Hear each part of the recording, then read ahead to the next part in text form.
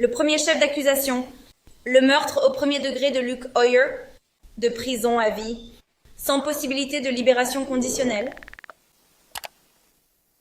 Deuxième chef d'accusation, meurtre au premier degré de Martin Ducanquiano. La Cour impose une peine obligatoire d'emprisonnement à perpétuité sans possibilité de libération. Troisième chef d'accusation, meurtre au premier degré de Gina Montalto. La Cour impose une peine obligatoire d'emprisonnement à perpétuité sans possibilité de libération conditionnelle. Quatrième chef d'accusation, meurtre au premier degré d'Alexander Schachter. La Cour impose une peine obligatoire de réclusion à perpétuité sans possibilité de libération conditionnelle. Cinquième chef d'accusation, meurtre au premier degré d'Elena Petit. La Cour impose une peine obligatoire de prison à perpétuité sans possibilité de libération. Sixième chef d'accusation, pour le meurtre au premier degré d'Alissa Aladef. La Cour impose une peine obligatoire d'emprisonnement à perpétuité sans possibilité de libération. Au septième chef d'accusation, pour le meurtre au premier degré de Nicolas Dora.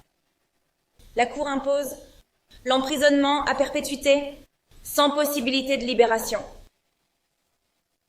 Huitième chef d'accusation pour le meurtre au premier degré de Helena Ramsey. La Cour impose une peine d'emprisonnement à perpétuité sans possibilité de libération conditionnelle.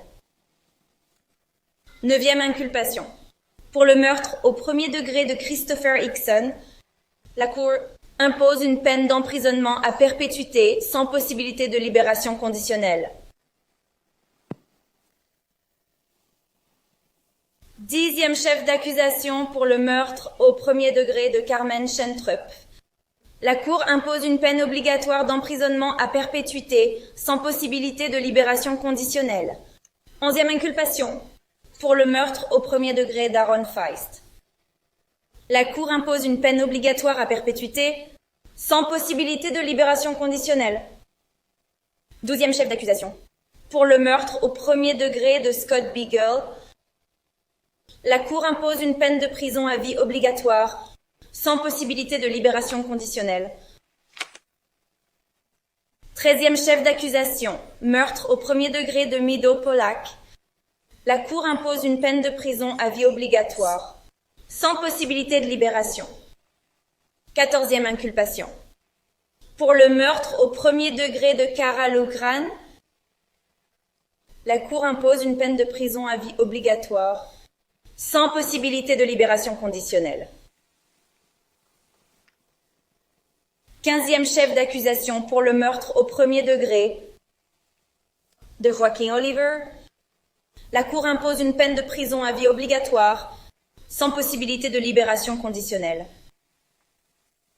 Seizième chef d'accusation pour le meurtre au premier degré de Jamie Guttenberg. La Cour impose une peine de prison à vie sans possibilité de libération conditionnelle. 17e chef d'accusation.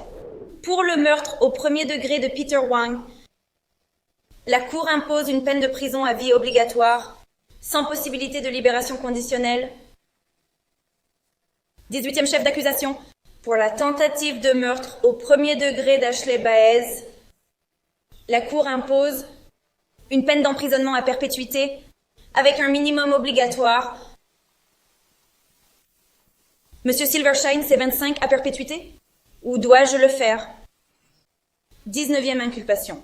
Pour la tentative de meurtre sur William Olson, la Cour impose la perpétuité avec une peine minimale obligatoire de 20 ans, en vertu de la loi de la Floride sur la perpétuité de 10 à 20 ans. 20e chef d'accusation. Tentative de meurtre au premier degré sur la personne de Keshava Magnapuram. La Cour impose une peine de prison à perpétuité avec une peine obligatoire de prison à perpétuité en vertu de la loi de la Floride sur la perpétuité de 10 à 20 ans. Chef d'accusation 21. Pour la tentative de meurtre au premier degré de Justin Colton, La Cour impose une peine de prison à perpétuité avec une peine de prison obligatoire de 20 ans minimum en vertu de la loi de Floride sur la perpétuité. Chef d'accusation 22. Pour tentative de meurtre au premier degré sur la personne d'Alexander Dorette, la Cour impose une peine d'emprisonnement à perpétuité assortie d'une peine d'emprisonnement obligatoire de 20 ans en vertu de la loi sur l'emprisonnement à vie de 10 à 20 ans. Chef d'accusation 23, tentative de meurtre au premier degré sur la personne de Genesis Valentine, la Cour impose une peine d'emprisonnement à perpétuité assortie d'une peine d'emprisonnement obligatoire d'une durée minimale de 20 ans. Chef d'accusation 24, pour la tentative de meurtre au premier degré de Daniela Menescal, la Cour impose une peine de prison à vie, avec une peine d'emprisonnement obligatoire minimale de 20 ans, en vertu de la loi de la Floride sur la perpétuité. Chef d'accusation 25, pour la tentative de meurtre au premier degré sur la personne de Samantha Grady, la Cour impose une peine d'emprisonnement à perpétuité assortie d'une peine minimale obligatoire de 20 ans d'emprisonnement dans l'État de Floride. 26e. Chef d'accusation. Une peine d'emprisonnement à perpétuité assortie d'une peine minimale obligatoire de 20 ans. Chef d'accusation 27. Pour tentative de meurtre au premier degré de Samantha Fuentes, j'impose une peine de prison à vie avec un minimum obligatoire de vie prison de 10 à 20 ans. Chef d'accusation 27 pour la tentative de meurtre au premier degré d'Isabelle Checker. La Cour impose une peine d'emprisonnement à perpétuité assortie d'une peine minimale obligatoire de 20 ans d'emprisonnement dans l'État de Floride en vertu de la loi de la Floride sur la perpétuité. Chef d'accusation 28 pour la tentative de meurtre au premier degré de Samantha Mayer. La Cour impose une peine de prison à vie avec une peine d'emprisonnement obligatoire à perpétuité en vertu de la loi de Floride. Chef d'accusation 29 pour tentative de meurtre au premier degré sur la personne de Benjamin Weekender. La Cour impose une peine de prison à vie avec un minimum obligatoire de prison à vie en vertu de la loi de Floride sur la perpétuité. 30e chef d'accusation. Pour la tentative de meurtre au premier degré de Madeleine Wilford, la Cour impose une peine de prison à vie avec un minimum obligatoire de 20 ans de prison dans l'État de Floride. Chef d'accusation 31. Pour la tentative de meurtre au premier degré de Marion Kabachenko, la Cour impose une peine de prison à vie avec un minimum obligatoire de 20 ans, en vertu de la loi de Floride sur la perpétuité.